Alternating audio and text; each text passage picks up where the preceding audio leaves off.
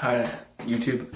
So it's been a week or a couple weeks or whatever, a little longer. So since I've made a video, since tomorrow's Thanksgiving and everything, and I'm not sure if I'm gonna upload this today or tomorrow. So I might just wait and then upload it tomorrow on Thanksgiving. Anyways, I just wanted to say I try to finish the rest of my documentary, or try to get most of the rest of it done right now. So I left off where we were. Right after the home invasion, everything, we had to go back to California, and our family all pretty much abandoned us, and we were on our way. And some of them already told us no before we even left, but we had to go because we didn't because the town we're in is just full of too many drugs, tweakers, violence, and too much drama and crap for our family and for all of us. So we had to leave. Um, Anyways, so back to all that in the end of December of 2015, and we came back. We ended up staying in a motel for a year until October of 2016. We were in a motel, and when we were there, I had experienced some other stuff. Most of it was just like mental stuff. I can't remember if I said in my other videos about my suicidal past. There was because of my schizophrenia, I was diagnosed with everything else. I struggled with a few things. One of the things as I got older, when I was 21, I started attempting to try to kill myself a lot. I did it probably like a half a dozen or so times total. Um, See if I can remember. The first one was my brother and me got into a fight in December of 2012. We got into a fight where our uncles, and then I was drunk and I was walking around outside in town in Fairfield where we were at, in California, our hometown. And afterwards, I came home like an hour later or whatever, after my sister's husband, whatever, found me, or boyfriend, whatever they were. I can't remember if they were married or not yet then. But he saw me and he picked me up. I went back home, I realized my brother, who me and him were the closest of our family, me and Justice, well, after we got into a fight, and I realized I was like bleeding or something, and I was, having a lot of suicidal thoughts at the time, voices and thoughts and everything. And he was one of the only ones that really knew that about me going on at the time. And so I went to the kitchen and I tried to, slit my throat. And then my uncle and his girlfriend woke up, and she tried to have me thrown out. And that's when my cousin Ben, who me and him didn't agree on religious things. We didn't agree on some other things as well. But he even said to her that, what are you, crazy? You can't throw out a person on the street who's suicidal.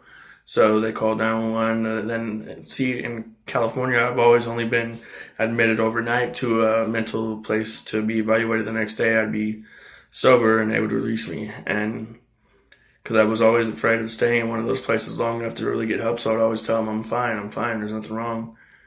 Fast forward to, we're at the motel. There was actually, I can't skip, there was this other story too. And back in 2015, when we were at the apartment before we had all that stuff happen, my brother John and me, we always fight all the time, but when we fought, it was a stupid thing. It was a stupid argument, and I'm gonna leave it at that. It was, oh crap, I'll just tell the story. So me and Justice wanted to drink. John went and bought a bottle. John said it was basically for us that he wasn't feeling good. He didn't want to drink. The end of the night, we had about 3 shots left in the bottle, and he decided he wanted to drink it. I got mad and took the bottle from him, and then me and him argued. I mean, he said that he didn't want to drink. He said we can drink. And he bought it for us. And then at the end, when, we had a little left, and, me and Justice, well, it was mostly me I was the douchebag anyways. But I was angry because I wanted one more drink, and I wanted, and so it was stupid. I was wrong. And so me and him got into it. Then our dad grabbed the bottle and slammed it on the counter, breaking it, because, he's a hypocrite in a lot of ways, where he sits there and hates alcohol. He hates drunks. He encouraged me when I was 18 to go hang out with my cousin for the first time. He encouraged me to go out and drink and go out and do things. So then I ended up, becoming this whatever from it. I'm not blaming him, saying entirely it's his fault, but he's a hypocrite. And then him and his drug crap and all his tweaker friends always around us, and, growing up, and, so I don't know.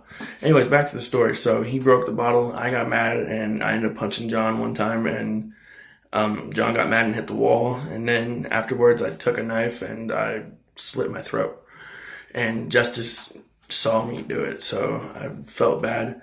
And then I made a joke about, how I can't die yet because I still have to buy you a TV, is what I told Justice. So as I'm sitting there bleeding out of my neck, but it wasn't a lot of blood. It was just coming out just a little bit, but not too much. And anyways, so that next day, though, I was sober at the police station and waiting on the mental health lady to see me, Edwin Fair, here in town. And she sends me home. I slit my throat the night before. Didn't have to exactly get hospitalized, but you send me home. So I mean, I never really cared for Edwin Fair here in Oklahoma because they don't do their job at all. The doctor sees you for 5 minutes, then she makes an appointment 6 months later to see you again, talks to you for 5 minutes. She acts like she knows you and your, whole situation way better than you do yourself, which is a bunch of horse crap.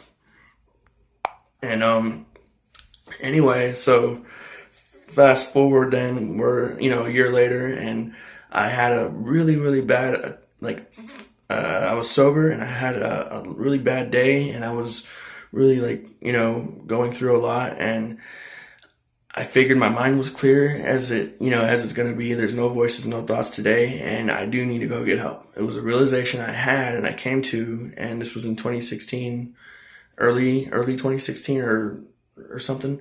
And so basically I, go to the hospital, and then they send this one lady there, the same lady, they send her there.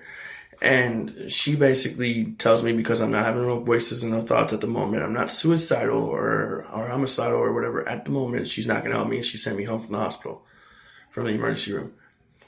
So I got pretty, angry. And then a couple months later, I went and actually had another incident with my family, my dad, my brothers. And basically I took a knife and I ended up cutting my hand kind of bad on my right hand, trying to hold the blade so I could slit my throat, and my family took it from me. And basically the same lady shows up the next morning, and I'm sober again. She's like, okay, are you having any voices, thoughts now, or such and such, etc. So no, I'm okay, I'm sober, and I'm, not at the moment, so she's like, well, I'm going to just release you. I said, you're going to keep, I said, you're going to send me home this time.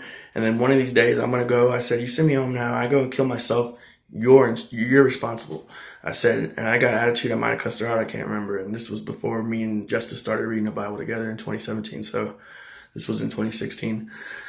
And I was, of course, cussing at the time, still somewhat in the prostitution, whatever, a little bit, and sleeping around and drinking all the time and being, I guess a hypocrite at the time, and not realizing how much of a hypocrite I was being.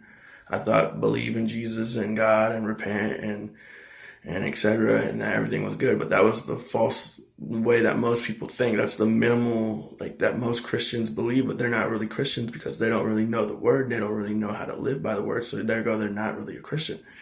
It's anyway, so long story short, I told her then, I said, if you release me, I'm going to go home. I might not kill myself today, or I might not try to, but it might be a few days from now, a week from now, a month from now, or, some whatever, but it will happen again, rest assured that it will happen again eventually. And when it does, you're responsible, lady.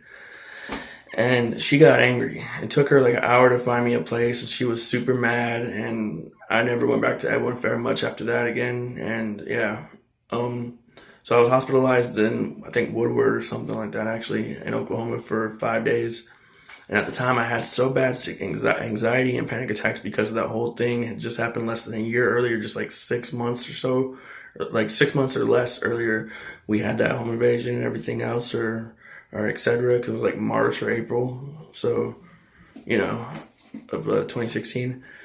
So, anyways, I've been off my schizophrenia meds ever since. I'm, a lot better. There are days that can be dark, that do suck, some days. Recently was one less than a week ago that sucked pretty bad. I actually had to tell them, I was like, hey, this is happening right now and it's really bad. I'm not going to do nothing, but know that, I love you and I won't do anything, but I'm telling you because I should tell, if there's voices and thoughts in my head at the moment. And, I'm not going to get into details of all that other crap, but, about it, but I pray, I read the Bible, I study the word, and I believe in, that God will protect, me and my family. I've never ever acted out on those voices and thoughts.